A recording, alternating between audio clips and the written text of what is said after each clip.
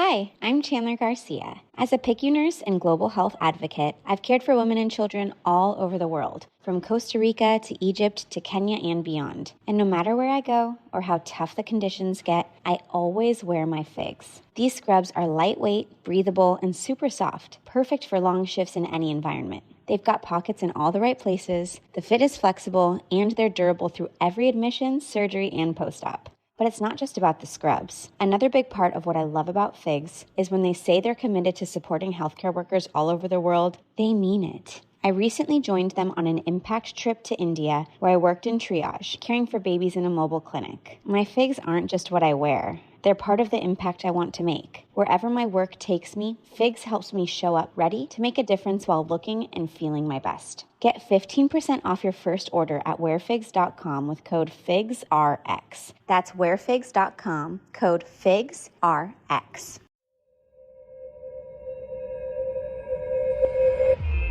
You're listening to a Roddenberry podcast.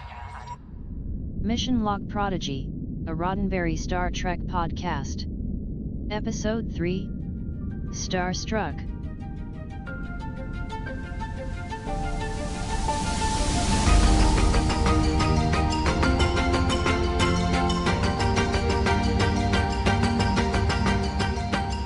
Welcome into another episode of Mission Log Prodigy, a Roddenberry Star Trek podcast. I'm Ashley Victoria Robinson. And I'm Norman Lau. Much like our flagship Mission Log podcast, each week here on Mission Log Prodigy, we discuss every episode of this animated series and discover what makes each of them special and see if there are any morals, meanings, or messages that we have learned. This week, it will shock you to learn, episode 3, Starstruck. Yes, episode 3. What? Anyone is confused. The first episode, Lost and Found. It's actually episode 1 and 2 combined to make a super amazing long form kind of a movie. Mm-hmm. Please remember that Mission Log Prodigy is an in-depth review podcast. So if you have not seen Starstruck and you don't want anything to be spoiled, you may want to put us on pause. We'll wait. I don't have a watch. Watch the episode and then come back. We're so happy you came back so that you can hear us talk about it. And as we mentioned before in our first episode, we will be releasing this show both on YouTube and as a regular podcast download. So please be sure to engage the like button and subscribe to Mission Log Prodigy on the Roddenberry Entertainment YouTube channel. And please make sure to follow this podcast on your podcast catcher of choice. But Norman, I knew you were going to jump in. Before we jump to the recap, here's why our podcast is so special. You might have forgotten. You specifically. No. We want to hear from you, a different you, the listener whose ears we are in, specifically the younger Prodigy fans out there who would like to share their thoughts on the show. So please send us a 1 to 2 minute voice message. And in your message, please answer the following questions. What is your first name and your age? Did you like this episode? What was your favorite part? And did you learn anything? We look forward to hearing your comments, which will be featured at the end of the published podcast episode, the super professional one. And like your calls, here are our answers for the same questions. Okay, here we go. Ashley, I'm going to ask you. Oh, I don't know if I'm emotionally prepared for this. Did you like the episode? Yes. Did you? I like the episode too. Very much so. Good. And I can't wait to get to it. What was your favorite part? My favorite part, I also thought was the saddest part, was when everybody was replicating the food that they wanted to eat. In Rock Talk, the only food that she'd ever eaten was like the gruel and the rations that they were given in the mine. I thought that was really sweet and sad. I think she's going to occupy that space for me. So lift us up. What was your favorite part? Kind of like right in the same scene, because I love it when Janeway looks at her and says, dream big, kid. Yeah. Just the sky's the limit. You have everything here at your fingertips, like literally, since they're at the food replicator. So whatever you want, it's yours. Just have to dream about it. I love that. I can dream about replicator food all day. Okay, can I ask the last and the biggest question? Oh, I'm ready. Did you learn anything? I did. I really did, actually. I learned that doing what you're told to do isn't the same thing as doing the right thing. Mm. And we're going to get a little bit more into that like later on. How about you, Ashley? I learned that trust is hard earned. And similarly, I learned that people can also change. And I think we're going to talk about that in a little bit later on in the episode. Yeah, like right after the recap. So remember, make sure that you send those to mission log dash prodigy. Sorry, folks.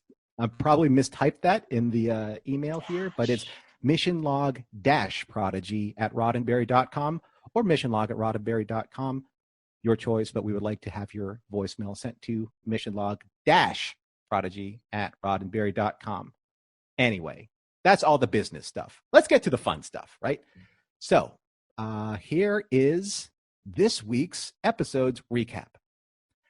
Star Trek Prodigy, episode 3.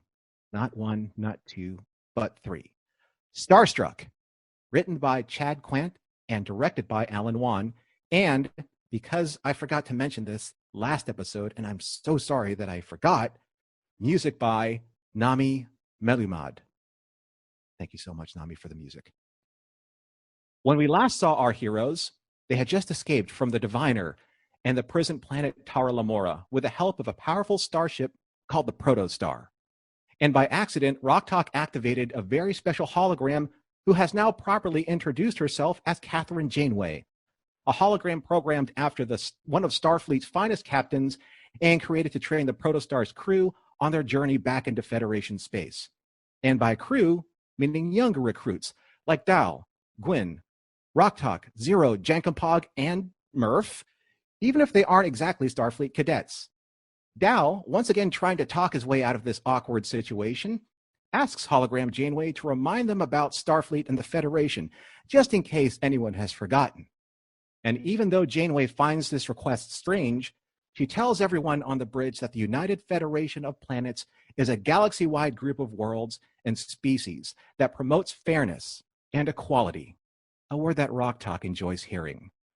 Janeway continues that Starfleet is how the Federation is able to represent themselves in the galaxy as they boldly go where no one has gone before. And as hologram Janeway offers to help Dal plot a course back to Federation space, he becomes angry and tells everyone that they don't need her help. In fact, Dal chooses a point in the star map furthest away from where they are and orders Janeway to pilot the ship there. Oh, and to also let him know where the ship's jail is. As Dal and his crew escort Gwyn to the brig, they all question why they are doing this and not accepting any help from hologram Janeway. Dal snaps back at them, telling his friends that all authority figures in charge are the same. They all tell you to do what they want, never caring about what you want.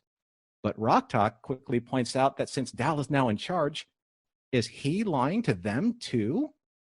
Now which way is it to the brig? Just follow Murph. While Dal and Zero figure out what to do with Gwyn, Jankampog and Rocktalk wander around their new ship and find the cafeteria, where hologram Janeway tells them that the food replicators can make anything they want for free, which delights Jankum but puzzles Rocktalk as she simply orders Nutrigoop, the only food she's ever known. Dal, Zero, and Murph explore the ship as well and eventually find the standard crew quarters. While Zero and Murph check out their bunk beds, Dal finds the captain's quarters, which of course he takes for himself.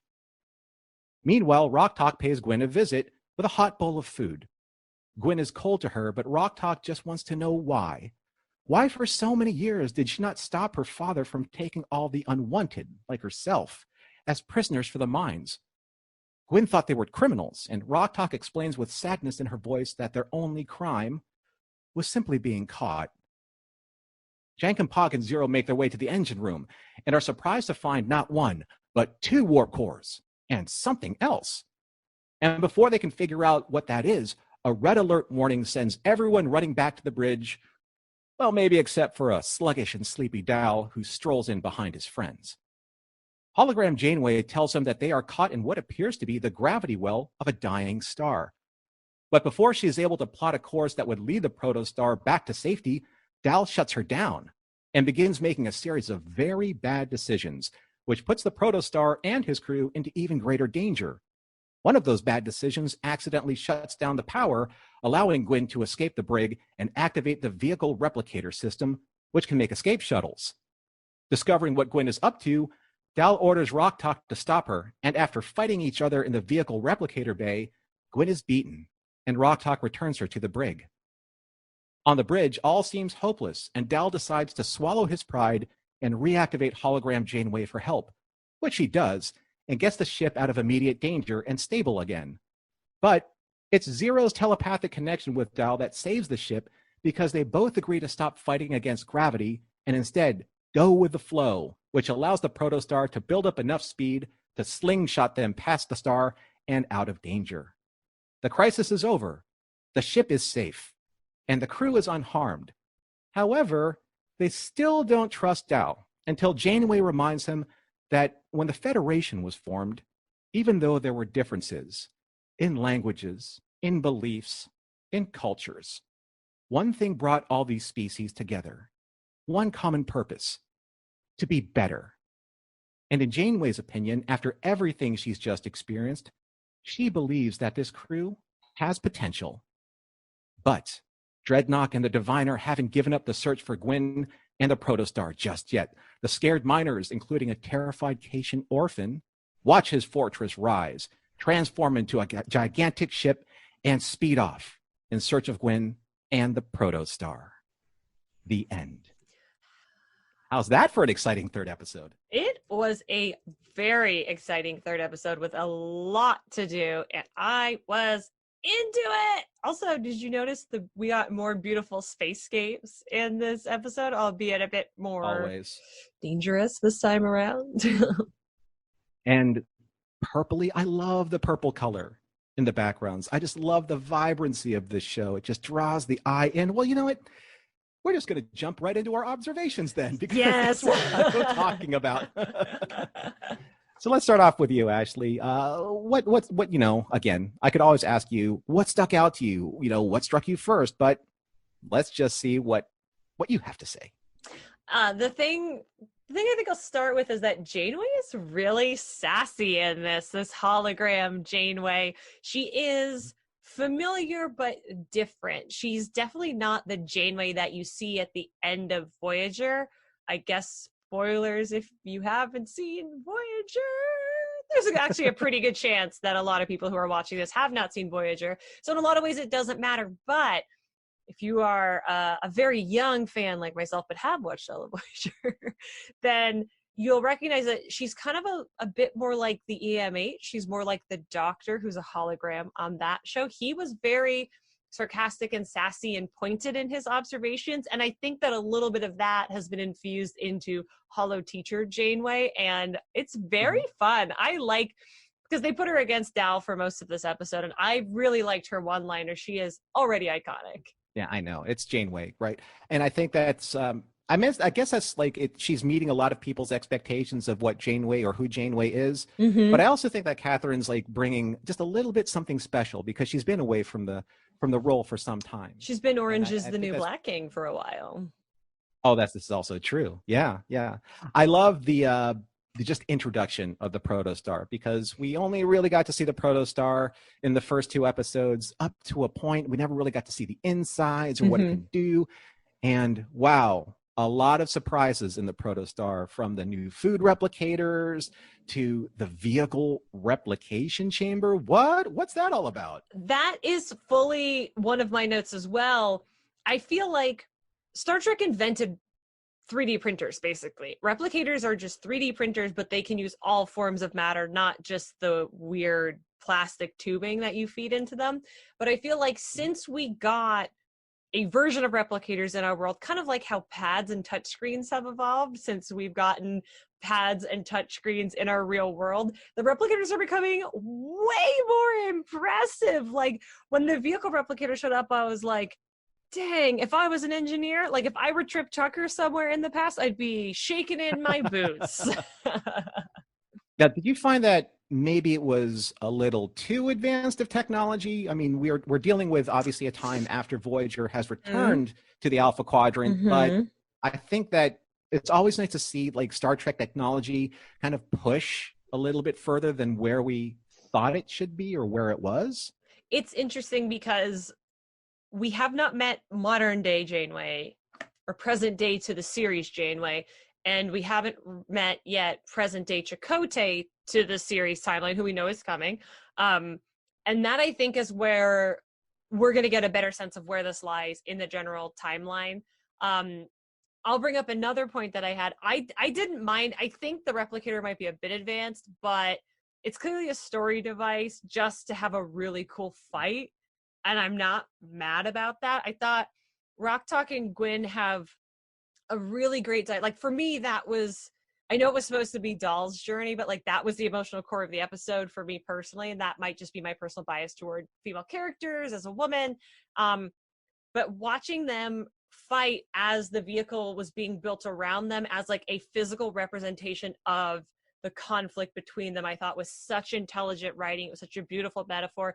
And just like, I don't like real life violence, but I love fake fictional violence. And I think when you can do a fight with found objects, or like things that are just in the room, that's always really dynamic.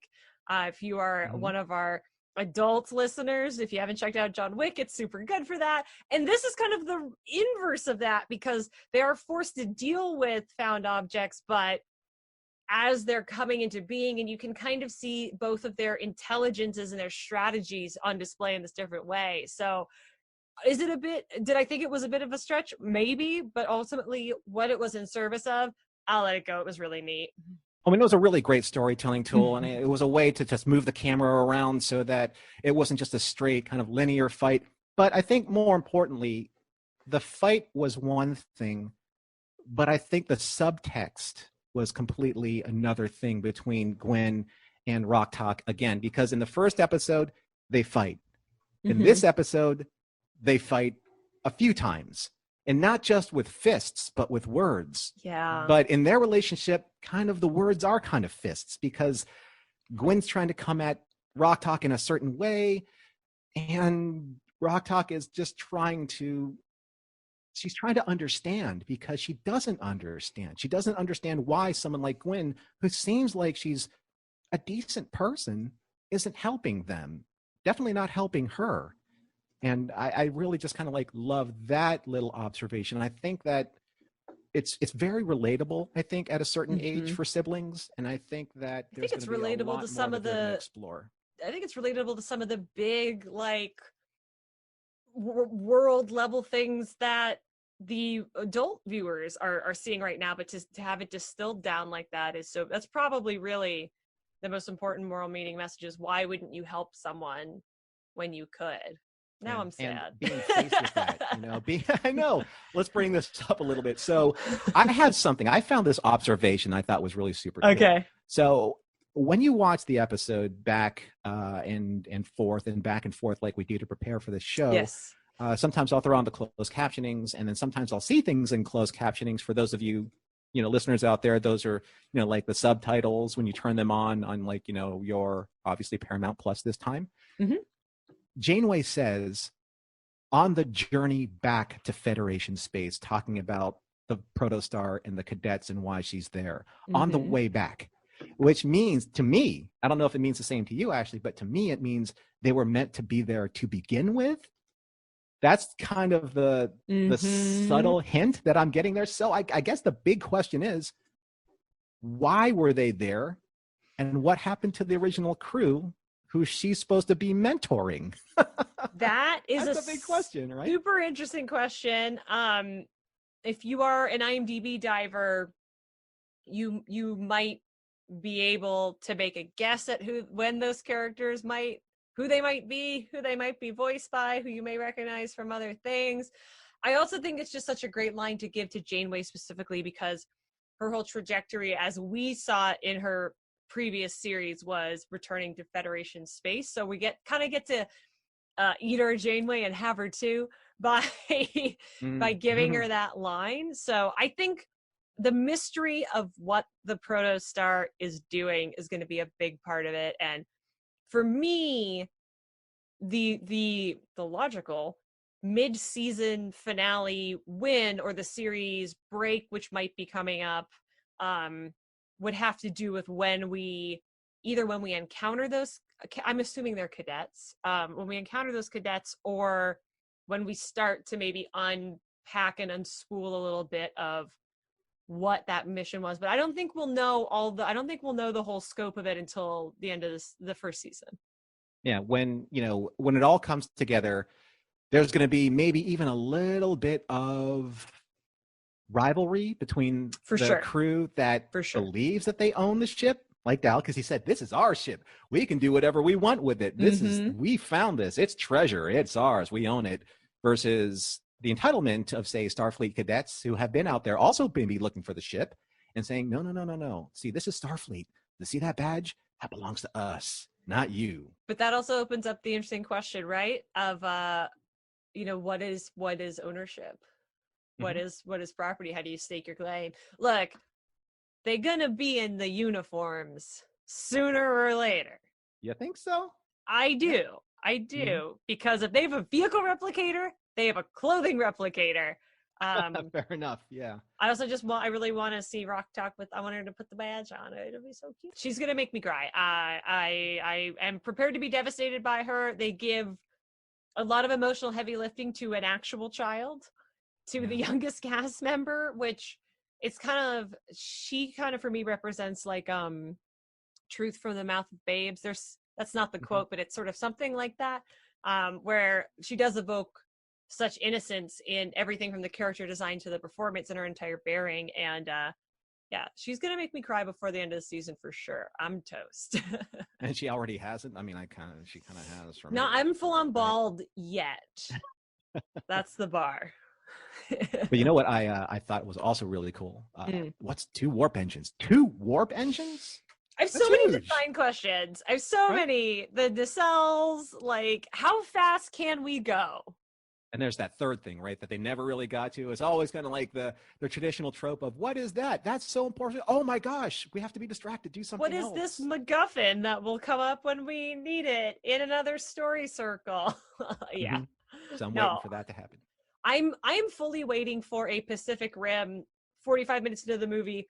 Oh, we have a sword moment for the Protostar, and I won't even be mad about it when it happens. I can't wait to see the tricks, the bamboozlements, the goops they get. I am ready to see her in her full glory.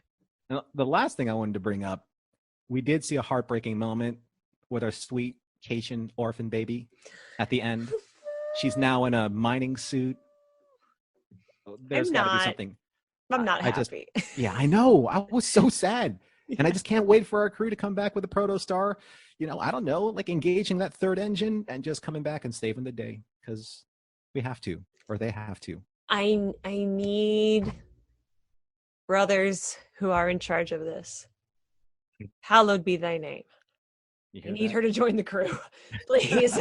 Please. And maybe we'll get that, which would be super amazing. It'll be so devastating if you gotta at least save her, right? Right. Exactly. And these were just our small observations. I mean, now we're going to get into like the bigger, heavier stuff, as if this episode wasn't heavy enough. So this is time to talk about like the big topics, the morals, meanings, and messages, and something that, we really can like identify with when it comes to just loving this as Star Trek.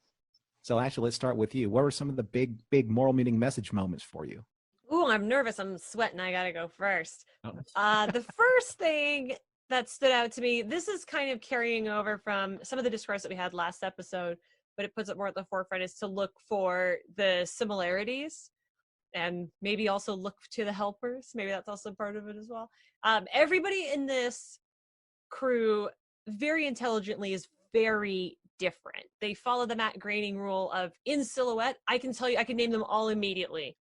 I could probably name them all by touch, and I've never touched these characters. They're very, very unique and singular. And I think that's also fabulous for like a younger audience, because there's a lot of ways to see yourself in all of these characters. And we learn through some of their, even Jankum gets like a couple moments where he's soft and vulnerable. And through those moments, we learn that they're actually more similar than they might look. And something that I try to embrace in my own life as someone who's no longer a 14-year-old space pirate is the idea of collaboration over competition, and particularly between Rock Talk and Gwyn. and ultimately everyone, because if not, they would have been crushed in the star. They all have to work together. Showing off is great. Jokes is great. We love Dal for that. And he is very charismatic. He's the lead of the series for a reason, but they're stronger together, and drawing on those similarities is gonna get them through. It's gonna get them back to Federation space, and it's gonna get them in the Starfleet uniforms. I'm telling you, they're gonna be in them. Ashley's big prediction. I just want to kind of springboard off that kissing. because Dal is very charismatic. He's a natural born leader, but natural born leaders don't necessarily say or put their finger up and say, I'm the captain and everyone else has to follow. Are you sure? I know. So like say early in the episodes, like Dal's like really angry. He's really distrustful of authority figures. I mean, those are the kind of moments where he's not the jokester, you know, he's not the quick-witted one-liner. Mhm. You know, he's about like, nope, authority's bad. We don't listen to them. They tell you exactly what they want you to do, and they don't care about what you say. And I love how Rotok spins it on him and saying, but you're in charge now, so do we not care what you say? Is that the same thing? And yeah, he makes a lot of bad decisions here. But I think that, to your point, he realizes when, I think I actually really do care about all these people. And I really do think that I'm not really prepared for what's happening right now. It sounds good on paper. It looks great when you're talking about it or thinking about it, you know, in my head canon, in my head movies, but it's not the same thing as like drifting into a star that's about to crush us. So yeah, I'm a little in over my head. And I think that's really smart that the writers decided to pull that off. He's such a boy. As someone who has never been a little, when I imagine boys around the age of 10 to 4, like he is exactly what I imagine. And something that he has to learn in this episode, which I think is something that ultimately you never grow out of, but it's literally to respect your elders. In my notes, it says Janeway, but her name is in fact Janeway. She is spiritually and literally in many ways the mother of this crew. She's not the captain. We know who the captain is. He told us. And it took Dal the whole episode to embrace her and kind of look up to her and see value in her. And you have to respect mothers because mothers raise the world. They know some stuff. And we've seen Janeway be motherly to other characters on the show.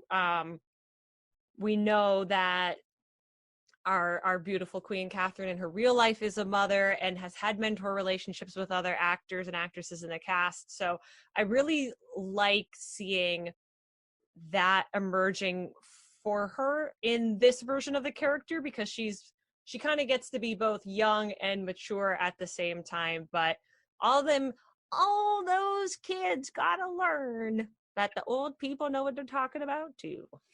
And I really think that it was smart that in the hologram that she doesn't have the pips, that she doesn't have rank. Mm-hmm. You know, she's just there to, again, be the mentor, be the help when you need it, when you call out for it, and not to get in the way of the decision making that's the responsibility of part of the growing up process, right, of these quote unquote cadets. And I also love that in her own way, in not just in Kate Mulgrew's way, but in Janeway's way, that she reminds us in that wonderful but short kind of reminder about what the United Federation of Planets is all about. Now, I know that the Star Trek fans out there that have been steeped in this lore for 56 plus years, they know what the United Federation of Planets stands for. They know how it came to be. They know all of the trimmings and trappings of that history. But 6 to 7 to 9-year-olds maybe don't. And I really think that it was a smart time to just say, from her point of view, from the mentor's point of view, to mentor the audience and say, this is who we are, and this is what we stand for. And the reactions from Jankum to especially Rock Talk, because when she said equality, that sounds nice, I want it on a held t-shirt. back many dripping tears. Because, yeah, these characters maybe have never been exposed to this idea that's so profound, that's just so outside of the scope of their reality from the minds that they just recently escaped from. So I thought that was just really smart. It wasn't preachy. It didn't overstay its welcome. It was just very necessary to get through that part of the history and into the story. So I really thought that was very, very well done.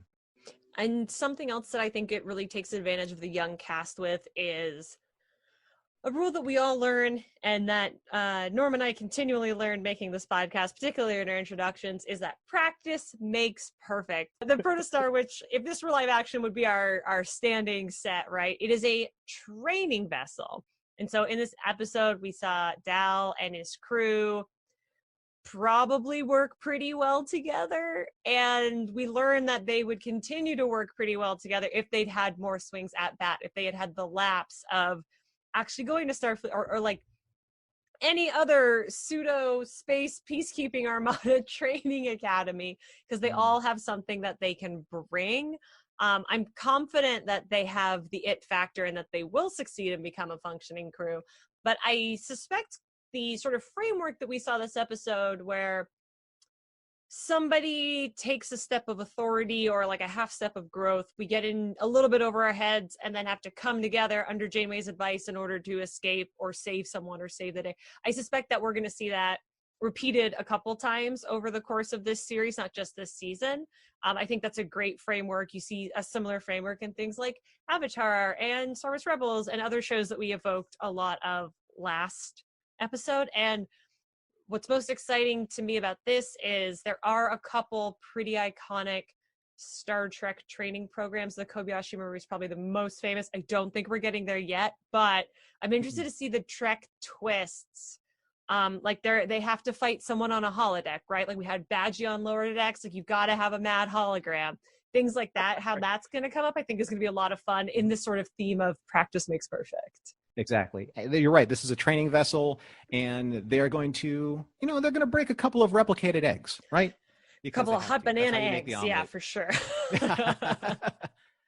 But in the same fashion, though, just to kind of again springboard off of your point. Yeah. One major thing that really occurred to me throughout the course of this episode, from beginning to end, is knowing when to ask for help. Help is a strength. And a lot of people don't really realize that up until they finally do, or maybe it's too late. But help is a strength. It's not a weakness. And it's easy to see in Dal, because Dal is the analog character for maybe young boys or young men out there who maybe try and shoulder all of the fun aspects of leadership, but don't really understand what the responsible weight of that leadership really means. And sure, the bravado is there, the charm is there, the charisma is there, but when things really kind of get turned upside down, is the emotional preparedness there? And if it's not there, it may be there with somebody else. And like you said, respecting your elders, it was there with Janeway. Mm-hmm. Janeway represented at one point in time the authority system that Dal is trying to rebel against, to rally against. Until he can't, until he understands that, until he becomes the system. Exactly. He became the system that even his crew was like, we're not really on board with you, kid. So sure, you can take the captain's quarters, you can take the captain's chair. Doesn't make you the captain, right? Only the actions and leadership and sacrificing your needs for the needs of the crew. That makes you a captain. That makes you a leader, right? Would you make a play for the captain's quarter, though? Or would 14-year-old Norman have been like, yes, this is my room? Because 14-year-old Ashley definitely would have been like, I live here now. Thank you so much. Take the bananas out of my replicator. I would have looked for the onboard arcade. That's where I would have lived. So I'd probably be hanging out like the vehicle replicator. So you're going making cool stuff. Like in TOS, yeah, you're going for like the bowling alley. That's where you want to be, or you're going for station ops. Yeah, maybe now I'd be more comfortable like looking out for the captain's quarters, but 14-year-old me, 10-year-old me, just, $5, a couple hours at Aladdin's Castle in Canton, Ohio, and I was fine. You can leave me there in my hologram situation. Yeah, I'm dropping some old knowledge there too. Oh, but I mean, just to kind of like bring this full circle, the greatest captains in Star Trek eventually had to ask for help. Kirk, Picard, Sisko, Janeway, Archer, right? They all, and Burnham, Saru, all of them needed at one point in time. So as we wrap things up, Ashley, we always kind of like take a look at what are kind of like the big picture takeaways that either we didn't get to in our major observations or morals, meanings, and messages, or what are we expecting to see maybe come up from everything that we've learned so far. So for me, obviously that we've learned that authority figures to Dal, they grate on him, and we're not exactly sure, even if he like got past, some of his phobias about that, we're not sure if that will ever come up again. Sometimes a lesson learned is just that, a lesson learned, and maybe that might, plague the crew again in the Protostar. But I do love the fact that this is a learning moment, not just for him, but for people in the audience as well. And maybe over time, that won't be as much of an issue for him. And maybe even the crew learns something from his example as this kind of burgeoning captain. So I just think that I hope that one of the bigger messages also is that your actions speak louder than your words. I know it's a very simple trope, it's a very simple meaning, but I think that also for some of the younger viewers out there, it's a very important one too. And tropes aren't always a bad thing. Tropes often become tropes for a reason because they get the job done. I want to evoke that you have to show up for the people who are most important to you. I don't think right now the crew knows that these are the most important, that this is their found family, but they're about to. Gwen and Rock Talk are forging this tentative trust, and you used the word like sisterhood earlier, and like I want them. I want swapping stickers and braiding hair for them so bad. Dal now has a tentative trust with Janeway, which has earned him a tentative respect from Jenkum and Zero, who are going to be the guys in the chairs who always look like they're driving the ship no matter what the job is. He's going to eventually become a captain who is worthy of everyone we've evoked before, to stand up there with Archer and Cisco and Janeway, etc. Murph will defy gravity, whether it is artificial or otherwise.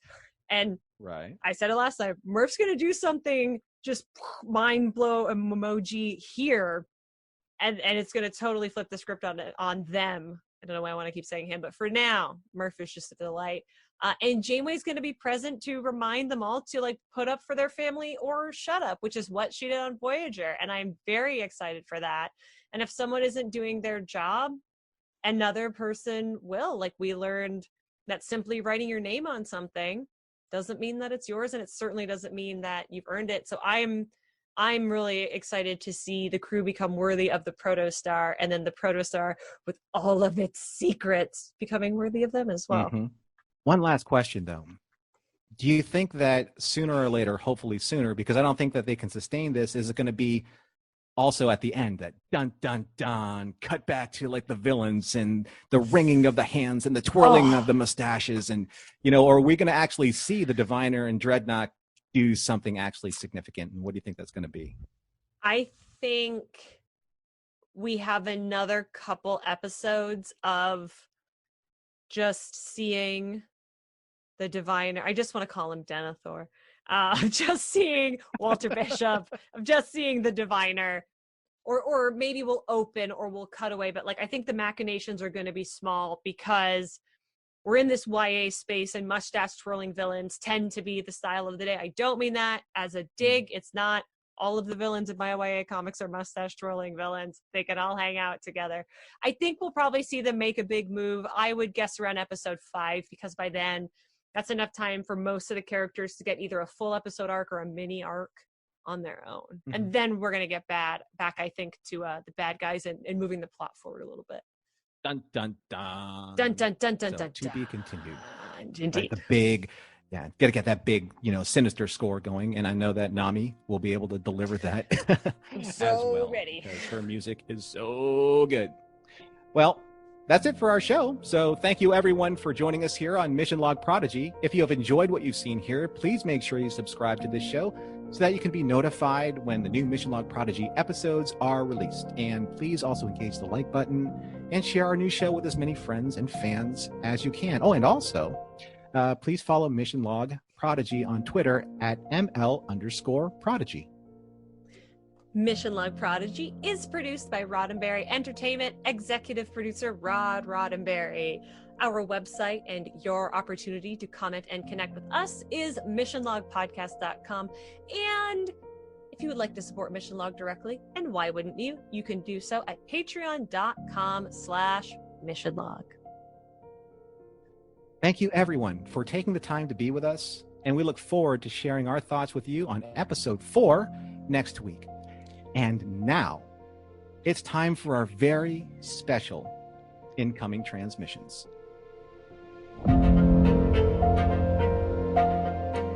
Receiving listener communications. Message playback begins. My name is Lorelai. I am 10 years old, and I do like this show. And my favorite part was when Janeway materializes the coffee and then she drinks it. And what I learned from this is that you should always ask for help when you're having a problem. Tell me your name. Rook. Okay, how old are you, Rook? 6. Okay, did you like the episode? Like, kinda. Okay, what was your favorite part of the episode? When Zero had that goop on him. Oh, you liked it when Murph gooed on Zero? Yeah. Yeah, that was funny. What did you learn from the episode? Don't lie. Don't lie? You think Doll did a bad job lying? Yeah. Yeah. Anything else? You should never say I can control this. Like, I know how to do this. I don't need your help. Okay. Oh, okay. Okay. You should ask for help. Yeah. You should let experts help you out. Yeah. Yeah. Do you do that? No. You let experts help you out, like your teacher. Yeah. Okay. So what's your name? Colin. How old are you? 11. Okay. Did you like the episode we just saw? Yeah. What was your favorite part? When they, avoided the star and got over the star at the end. When they escaped? Yeah. What did you learn from the show? Maybe, like, ask for help when you need it. Yeah? My name is James. I am 6 years old. I love the episode, and what was your favorite part? my favorite part was when they zoomed through the river of fire in the black hole, and I learned. And the guy was holding on to. And the guy was holding on to the space slug, and I learned when a person's giving you advice, you should always listen, and Don't be afraid. don't be afraid to ask for help. Well, my name is Dale, and I'm 8 years old. Did you like the second episode? Yes, I did. My favorite scene in the second episode was when, in the last part, when the big bad guy ship took off and turned invisible. I liked it because it was funny, because there was a ship that he wanted, but then he had like this ship that appears to be perfectly fine for him. Did you learn anything from this episode? Yes. I think the episode was like about asking for help, and it's always okay to ask for help. This is a Roddenberry podcast. For more great podcasts, visit podcast.roddenberry.com.